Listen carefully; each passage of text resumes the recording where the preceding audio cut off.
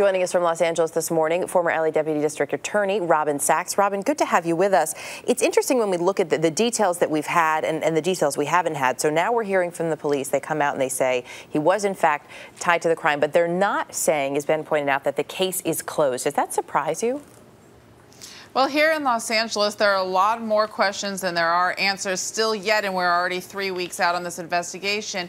And what is definitely what we heard from law enforcement, that they have unequivocally determined that this was a one-man job and that the one man was Harold Smith. But amongst the people here, that doesn't feel very settling and doesn't really necessarily match up to the evidence that we've been hearing, albeit what the detectives have called erroneous. So what is some of that evidence which you say doesn't match up to, which is now being called erroneous, that raises some questions in your mind?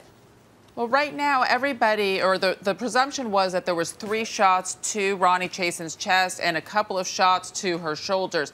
That led a lot of investigators, a lot of analysts to determine that that was a professional hit.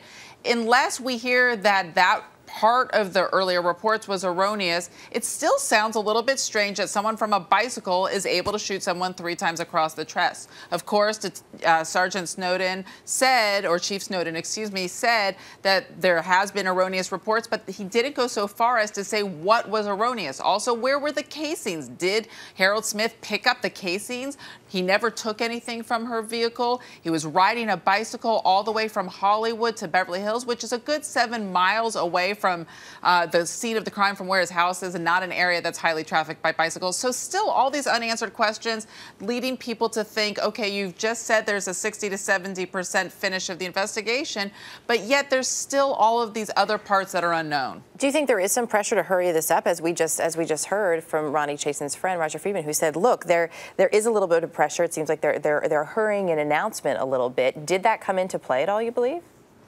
Well, it's too bad. I feel that Beverly Hills PD did such a great job remaining tight-lipped for the whole duration of this investigation, and to come out and essentially close it and self-admitting that it's 60 to 70% done is a very dangerous position, I think, for Beverly Hills Police Department, because if it turns out that there was something else there, all you have to do as a defense attorney is roll that press conference where they have said that they've determined the cause of the crime. So it's really unfortunate that if there was a pressure, that they actually went so far as to say more than just there was a gun match, which is what I believe the original intention of the press conference yesterday was. Can you give me just a yes or no? Do you believe we'll ever know what definitively happened? I'm hoping so. Okay.